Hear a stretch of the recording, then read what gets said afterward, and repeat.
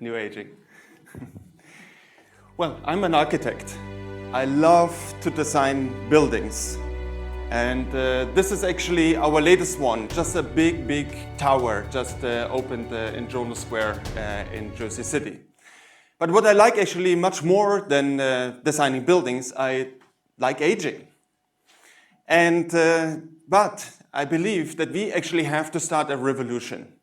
This is a revolution not against a regime, not against corporations. It's actually a revolution against ourselves. Because what we do right now to 74 million baby boomers in America is that we provide them with environments that are incredible, inhumane, and outdated. One of them, for example, retirement communities. That all sounded really great, right? We retire, we go in communities, we live there, happily ever after, but that was planned for like 1 year, 2 years, 5 years. Now people live there for 10, 20, 30, 40, 50 years playing golf and bingo. Or we create assisted living facilities. Assistance sounds great, right? I love assistance. But guess what? We take all the old people together, put them in buildings because we need to provide efficient assistance to them, and we segregate them away from our society. And even worse so, nursing homes. These are places which are basically storage devices for older people. The big flaw of all these environments is that they're populated with old people only, and we know that segregation is wrong. Racial segregation is wrong, religious segregation is wrong, age segregation is wrong. And this is really something that we have to change. But first we have to change it with our own attitude. We have to start to love aging again. Because aging is a gift that we get with life, and we have just one chance of it. And we're actually not old people, and there are no elderlies. They're actually just pioneers. Think about it. Old people come to a point in life when nobody alive has ever been. This is a pioneering aspect, and we have to help them to do that in grace. And by doing so, we actually learn to not discriminate against older people, because ironically, this is self-discrimination against our future self. And we have to make sure that we are social. We just talked about that kind of lack of social connections today. And when we're getting older, it becomes even more important. Older people move 3 times in the last 3 years of their lives. From retirement communities, closer to family, they fail, they go into assisted living facilities, then nursing homes, and then they die. So it's better to actually move closer earlier. And we can be active about creating our social context around us by inviting friends to move closer to us or live with us. And we have to change our relationship to friends and include them into our inner circle so that our best friends become part of our family. And all new kind of ideas and typologies that we can create where we have our new housemates where we share our homes, which also initiates a whole rethinking of the way how we design buildings, which now should be much more shareable. And I know retirement at some point in our life sounds maybe quite sweet, but we should never ever do it. It's the worst thing that our society ever came up with. When you look into blue zones, there's a proven fact that actually the people that become the oldest work forever. And that can be meaningful activities that doesn't need to be your 9-to-5 job. You can start up your own new kind of venture. We can also find alternatives to quitting, additional activities that we can continue from our work, or we can be students forever. There are many different opportunities that we can really follow to never retire in the classic sense. And we have to stay fit. It's kind of a no-brainer. But we don't have to just do that by going into a gym. We can use urbanism as an informal workout area. And remember, when you walk up 1 flight of stairs, you extend your life expectancy by 6 minutes. And we have to find reasons to get out. We just talked about cities that are engaging and interesting. And we have to have these kind of triggers to get out into the open, to meet our friends and neighbors. And we can also turn our homes into a gym. Today we have bedroom, living room, bathrooms, but we don't have the activity space that is so essential for a healthy longevity and healthy aging. And access versus mobility, you see an incredible spike of age depression at the moment where people have to surrender their driving license. So alternative concepts are finally there and making a big difference through mobility apps, the self-driving car finally coming into our lives that maintain that kind of independence. And then we have to redesign our homes into our castles. Most people today design their homes with resale value in mind. That means we're moving into a building that we designed for the next person. So these kind of alterations, obviously, should be done by an architect, promoting my profession. But there are many, many tricks where this house can turn into a home, where we make sure that it is safe and secure by being able to hold on to it, which could be grab bars, which are very mechanical or clinical, but they can be all designed and built into these kind of homes that we do. And we can go through many kind of different details to make sure that it actually works for all of us on all ages. And then we can add services and conveniences into our lives. We can share help. Sometimes it's not possible that we afford a person or help on our own.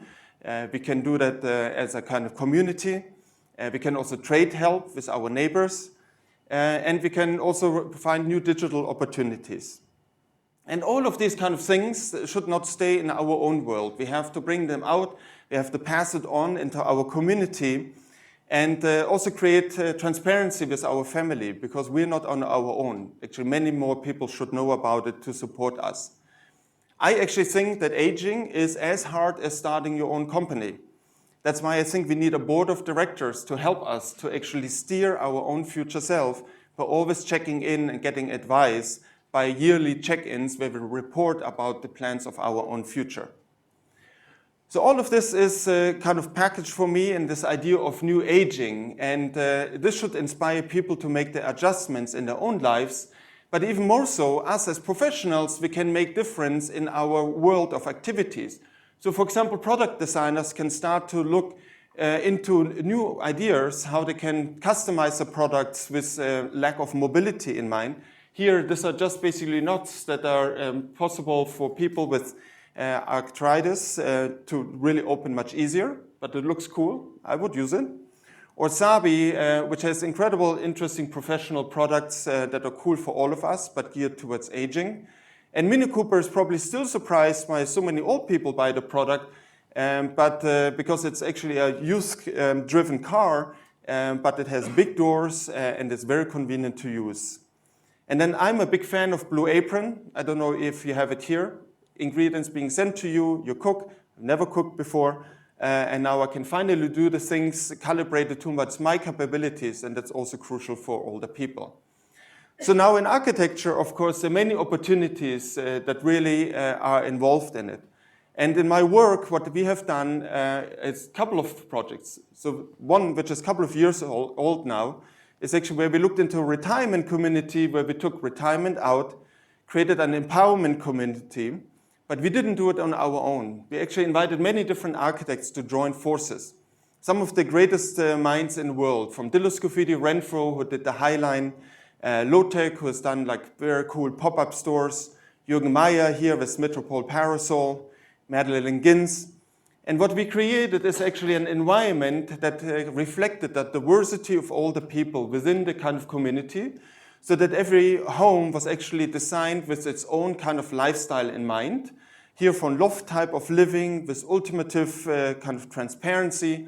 Jürgen Meyer actually combined different buildings into a package of 3 different apartments. We created one with a whole bigger kind of co-housing community here with 22 units. And all of that was put together into an urban context with all of these kind of different support programs as part of the community. You see already from sport activities, a continuation of your professional work. And we made sure that we go actually above and beyond into the excellence in design. Because we believe also that we as architects can fight age discriminations through the beauty of buildings. And these programs have to fulfill all the facets in life, from continuing of business, intergenerational living, but then of course also partially our healthcare components, and I always call it the most dangerous nursing home on the planet. This is where young people can just climb over and maybe say hi to the person in a wheelchair, and that makes really a big difference into both people's lives. So this was a prototype for a retirement or empowerment community in Palm Springs. My own critique is that this is still segregation to a certain degree because it was still above 50 years as kind of a target use. So I think we can use all of these elements and now further dissolve it into our cities. So that, for example, in terms of buildings in a city, this was something we did for Mayor Bloomberg, where we looked into assisted living, taking assistants out, and created stimulating system. So it is almost like the private home that now we forgot the quality about sharing actually an environment with our family into segregated apartments in the typical studio apartment in New York. Now something maybe smaller studios, which are the micro-housing trends that we see everywhere, but then with shared amenities that really kind of trigger that kind of social glue again around us. And it's almost like turning the diagram around where we normally have amenities on the base, penthouses on the top, but really giving the best place to the people and to the community, because this is where meaningful connections are being formed. This is what we call Max, and it's inspired by the kind of beautiful crowns of New York from the Chrysler Building, but here which is just filled with light and form, but we filled it with life, with people, so that there's a constant reminder of that kind of incredible value of a community coming together. And that is also expanded now in the apartments with all kind of functional, very small kind of condensed kind of spaces, and that really triggered for us a whole new kind of way of thinking how we engage with our apartment buildings. So this one didn't get built, but WeWork hired us, which is an incredible progressive firm in America. They started 6 years ago. They're already valued with $20 billion worth because they're rethinking the way how we work, but they're also rethinking through us how we live. And I cannot show too much here, but it is about this whole new idea about fusing hotel and residential with self-curated spaces, rethinking everything that we know about apartment typologies in terms of dimension, unit organizations, but then also amenities again, where we bring people on the one hand together between different floors with almost kind of co-housing components into an apartment building, but then also the possibility to escape, because if you share an apartment with some of your friends, you may have to get away from them for a while, and then experiences as kind of the key components. So our concept was really about simplicity of buildings, cutting them open, bringing in amenities, and activating them with all kind of social components to really create an urban condition within the building, and creating apartments where people can come visit, but where you can also be on your own and be with yourself or your partner. And all of this now leads me to this whole idea of the future of architecture, where I see it, where it's not about anti-aging and not trying to avoid to age, but it's really about a new attitude about aging. This is Skylar, a typology that we looked into a new building. And now I have to try to turn off the sound. Can we turn off the sound? Incredible speed, boosting luxury and ultra-modern. Because you don't need to hear me twice. Anyway, so this is an intergenerational tower with 1,000 people living there of all ages. And by looking into actually a building that is inspired by older people, we have to go also away aesthetically from the idea of youth culture and the beauty of young people. So we designed this building intentionally with character in mind, because that has longevity also in its physical attributes. But now when we have 1,000 people of all ages in this building, 150 are above 65. That number gonna double in the next 30 years. And we have just 5 people who actually need nursing and medical support. That means there's still 995 people there to support these older people within the building. So we make sure that we have that kind of intergenerational kind of and social exchange and social glue in here. And the 3 intersections are strategic programs that support us in transformative moments in our lives. The first one is education.